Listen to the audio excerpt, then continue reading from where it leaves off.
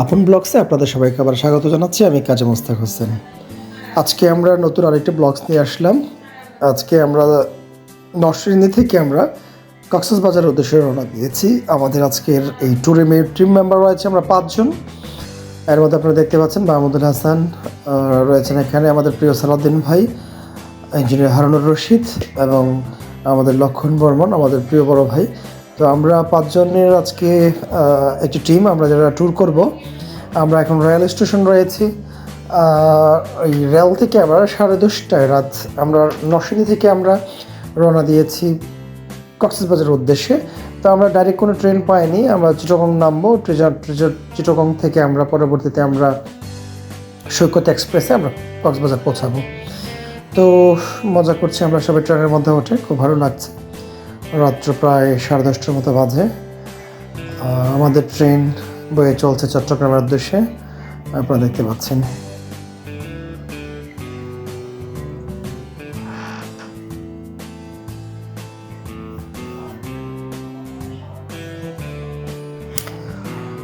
এখন আমরা অলরেডি চলে আসছি চট্টগ্রামে।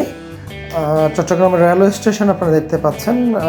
আমাদের এখানে প্রায় 4টা দিকে আমাদের ট্রেনটি এখানে এসে পৌঁছিয়েছে। তো এখানে আমরা এখন একটু চা বিরতির জন্য আমরা নেমেছি।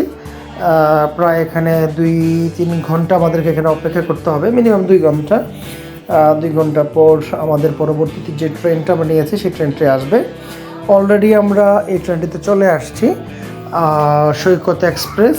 এটি সকাল 7টার দিকে কক্সবাজারের উদ্দেশ্যে রওনা হয়ে যায়। তো আমাদের ট্রেনটি এখন চলছে।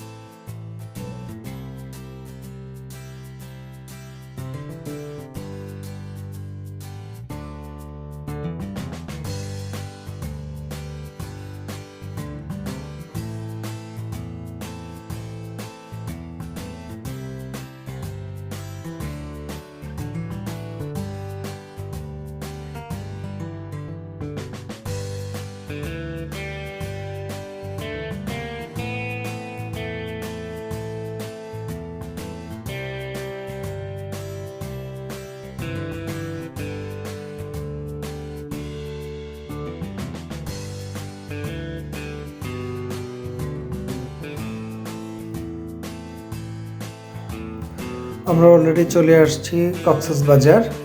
আপনারা দেখতে পাচ্ছেন এটা হচ্ছে কক্সবাজার রেলওয়ে স্টেশন। খুব নান্দনিক রেলওয়ে স্টেশনটি। আমার কাছে মনে হয়েছে এমন পরিপাটি পরিচ্ছন্ন সুন্দর রেলওয়ে স্টেশন বাংলাদেশের প্রত্যেকটা জেলায় হওয়া উচিত। আর এই আইকনিক রেলওয়ে স্টেশনটা দেখে আমার কাছে খুব ভালো লাগছে, কারণ এই আমার প্রথম কক্সবাজার ট্রেন জার্নি। কক্সবাজারে দেখতে পাচ্ছেন আমার পেছনে খুব সুন্দর আইকনিক টাওয়ার কক্সবাজারের যে রেলওয়ে স্টেশনটি রয়েছে। তো এখানে মাহমুদুল হাসান, উনি খুব লুঙ্গি পরে আছেন রিফ্রেশমেন্টের জন্য। উনি ট্রেনেই ওনার চেঞ্জ করেছেন, বললেন যে ভালো লাগবে। তো এখানে লক্ষণদা আছেন, উনিও খুব মজা করছেন। আমাদের রেলওয়ে স্টেশন কক্সবাজার।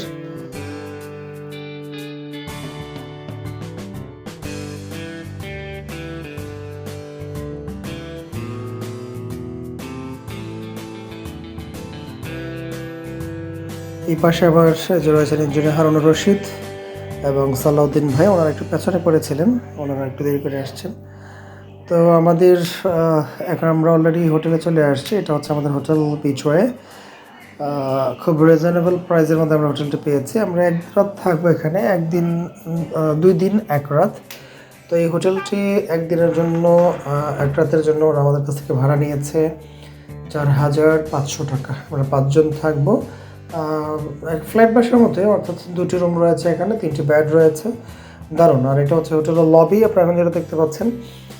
তো এখানে আমরা প্রথম হোটেলে ওঠার আগে আমরা এখানে সবাই একটু রেস্ট নিচ্ছিল, আমাদের টিম মেম্বাররা। সবাই খুব ক্লান্ত, কফি খাচ্ছে সবাই।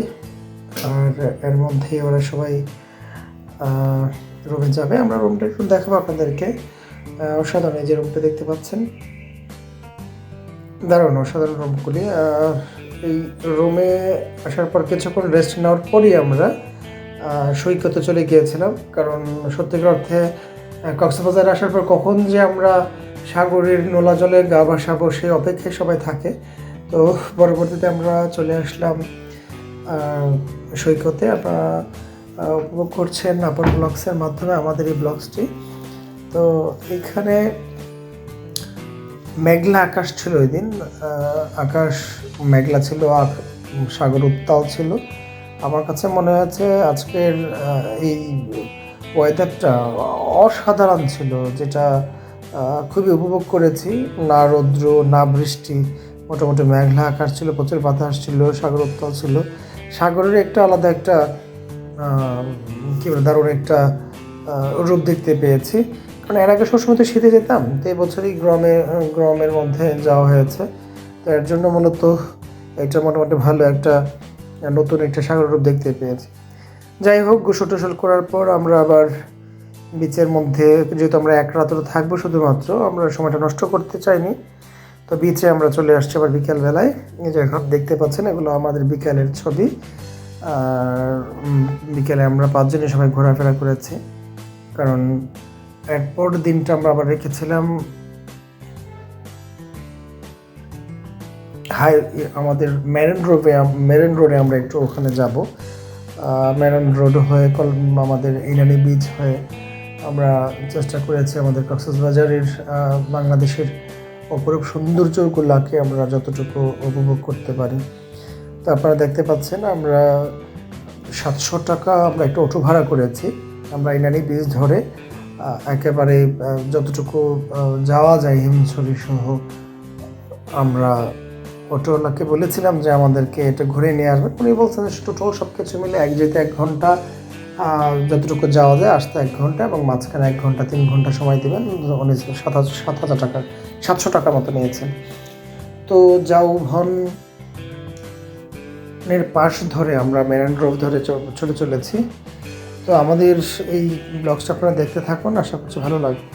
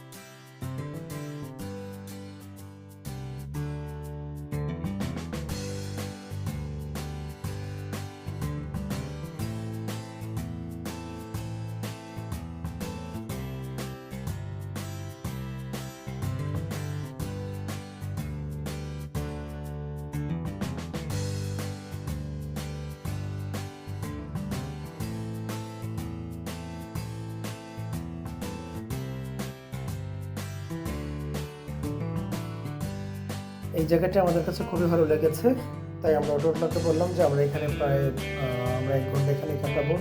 অসাধারণ একটি জায়গা ছিল এই জায়গাটা, পাটুয়ার টেক নামটা হয়তো আপনি অনেকে শুনে শিখেছেন।